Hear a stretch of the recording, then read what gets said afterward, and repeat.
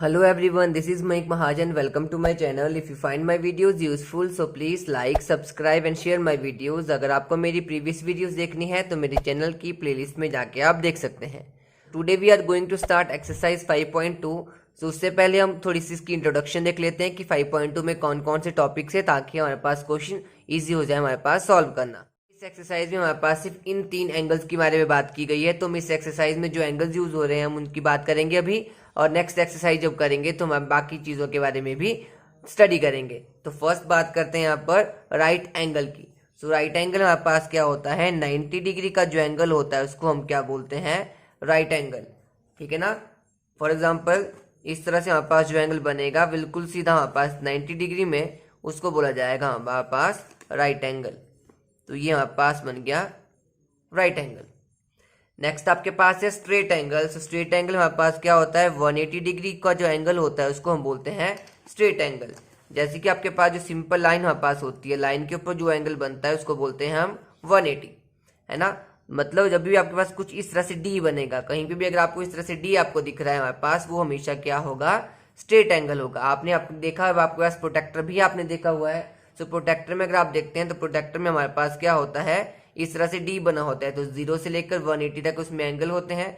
तो कंप्लीट कोई भी एक लाइन आपके पास होगी सिंगल, तो उस लाइन के ऊपर पूरा जो एंगल बनता है हमारे पास हमेशा वो 180 डिग्री का बनता है. तो कभी भी आपको इस तरह से डी बनता हुआ दिखेगा तो वो क्या एंगल हो गया, स्ट्रेट एंगल हो गया. नेक्स्ट आपके पास है कंप्लीट एंगल. सो अगर आप बात करते हैं यहाँ पर कंप्लीट एंगल होता है 360 डिग्री को हम बोलते हैं कंप्लीट एंगल. जैसे कि देखो यहाँ पर लाइन की अगर हम इस पे बात करें इस तरह से, तो ये हमारे पास 180 डिग्री बन गया. सिमिलरली लाइन के हम नीचे की बात करते हैं तो ये कितना बन गया, 180. सो 180 प्लस 180 हमारे पास पूरा कितना हो गया, 360 डिग्री हो गया. तो इसका मतलब हुआ कि कोई भी हमारे पास सर्कल होता है, सर्कल का जो एंगल हमारे पास होता है, कंप्लीट एंगल का सम हमारे पास हमेशा 360 डिग्री होता है. तो कोई भी अगर पॉइंट हम स्टार्ट करते हैं यहाँ से यहाँ तक, कोई भी एक सर्कल होता है उसका एंगल का सम हमेशा 360 डिग्री होता है और इसको बोलते हैं हम कंप्लीट एंगल. तो राइट एंगल 90 डिग्री होता है, straight angle 180 degree and complete angle हम बोलते हैं 360 डिग्री. अब हम क्या करेंगे, इन एंगल्स को 2 मेथड से समझने की कोशिश करेंगे, एक क्लॉक मेथड एंड एक डायरेक्शन मेथड. सबसे पहले बात करते हैं क्लॉक मेथड की. मतलब हम क्या करेंगे, क्लॉक के थ्रू, अपने सभी ने क्लॉक देखी है, घड़ी सभी ने देखी हुई है, और उसमें आपके पास क्या होता है, 1 से लेकर नंबरिंग की होती है 12 तक. उसमें हमारे पास 3 हैंड्स होती है, मिनट हैंड होती है, एक हमारे पास आर हैंड होती है और एक हमारे पास क्या होती है, सेकंड हैंड होती है. हम यहाँ क्या करेंगे, आर हैंड के हिसाब से क्या करेंगे, एंगल्स को समझने की कोशिश करेंगे. मान लो यहाँ पर आपके पास स्टार्टिंग में जो आर हैंड थी वो यहाँ पर 12 पे थी.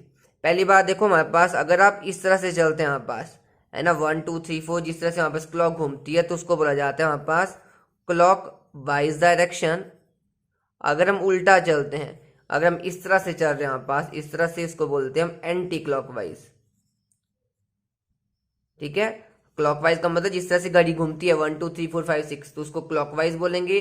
अगर उल्टा चल रही है 11 10 9 8 इस तरह से, तो उसको बोला जाता है एंटी क्लॉकवाइज. तो सबसे पहले मान लो यहाँ पर कि 12 पे आपके पास आवर हैंड थी, देन वो रोटेट करते करते करते करते पहुंच गई यहाँ पर 3 तक. ठीक है. और आपको बोला गया यहाँ पर कि पहले तो ये कितना फ्रैक्शन हुआ. ठीक है. आपको इस एक्सरसाइज में ये पूछा गया होगा कि आपके पास अगर कोई हैंड 12 पे है और वो 3 पे पहुंच रही है तो इसने कितना फ्रैक्शन इसका बनाया. फ्रैक्शन का मतलब हुआ कि टोटल का ये कितना फ्रैक्शन हुआ, कितना ये पार्ट हुआ.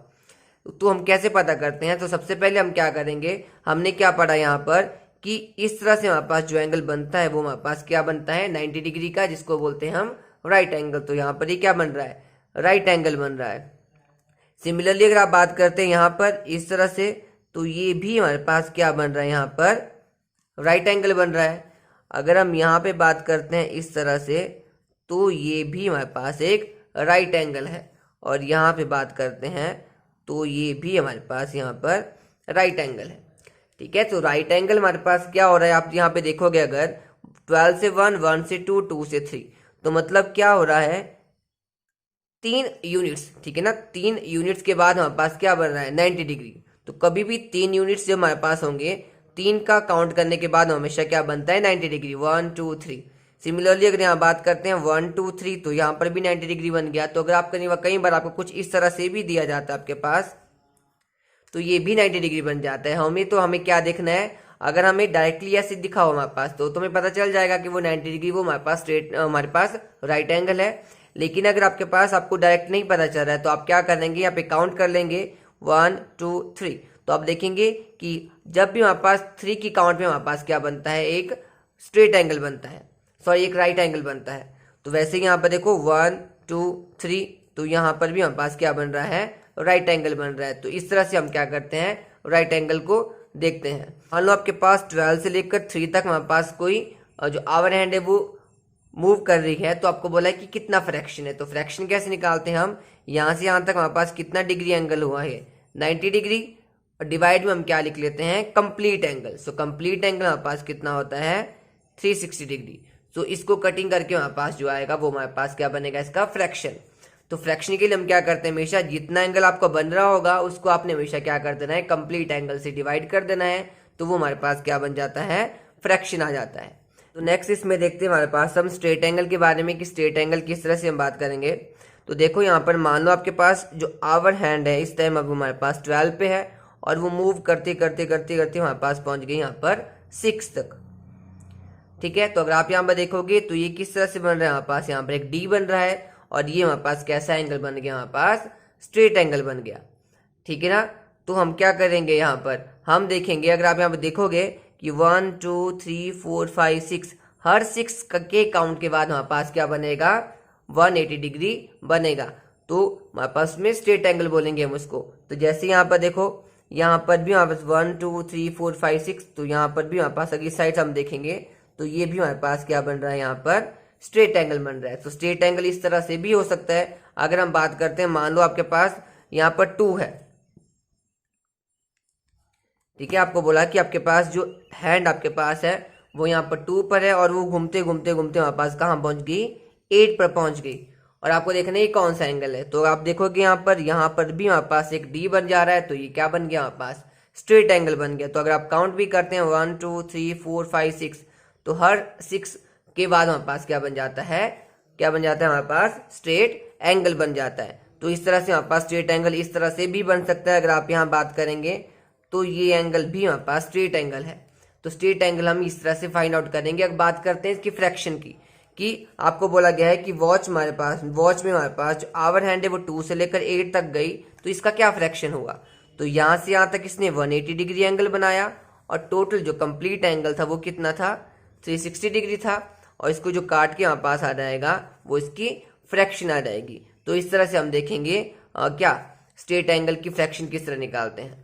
नेक्स्ट बात करते हैं कंप्लीट एंगल को। अगर हमने देखना हो क्लॉक में तो किस तरह हम देखेंगे। तो देखो, मान लो अगर हमारे पास जो आवर हैंड है वो 12 पे थी, और वो घूमते घूमते घूमते कहाँ पहुंच गई, हमारे पास 12 पे ही पहुंच गई।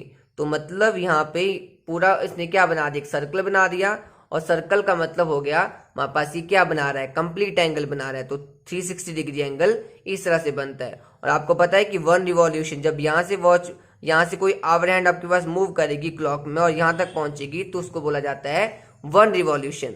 1 घंटा कब होता है हमारे पास, जब यहाँ से स्टार्ट करते हैं हमारे पास घड़ी, और घड़ी में सुई और यहाँ से यहाँ तक पहुंचती है, तो उसको बोलते हैं 1 रिवॉल्यूशन। तो 1 रिवॉल्यूशन से हमेशा हम क्या कर देंगे, डिवाइड कर देंगे। सो नेक्स्ट बात करते हैं डायरेक्शन की। सो आपको पता है यहाँ पे हमारे पास 4 डायरेक्शन होती है, east, west, north and south. Clock में अगर हमें एंगल्स देखने होते थे तो हमारे पास वहां पे क्या होती थी, 12 टर्म्स होती थी, 1 से लेकर 12 तक। तो उसमें थोड़ा टफ हो जाता था एंगल देखना। लेकिन यहाँ पर हमारे पास सिर्फ 4 टर्म्स ही अगर आपको यहाँ पे दिख रही है तो मतलब यहाँ पे हमारे पास एंगल्स को फाइंड आउट करना ईजी हो जाएगा। जैसे कि मान लो आपके पास कोई आपके पास नॉर्थ में, और नॉर्थ से वो क्या कर रहा है, ईस्ट में मूव कर रहा है, तो ये क्या है, कैसा एंगल बना रहा है हमारे पास, यहाँ पर ये बन रहा है हमारे पास राइट एंगल बन रहा है। सिमिलरली अगर कोई ईस्ट से साउथ जाएगा तो वो भी क्या बनाएगा, हमारे पास राइट एंगल बनाएगा। अगर कोई साउथ से वेस्ट जा रहा है तो 90 डिग्री एंगल बनेगा। अगर वेस्ट से नॉर्थ जा रहा है तो भी हमारे पास क्या बनेगा, यहाँ पर 90 डिग्री बनेगा।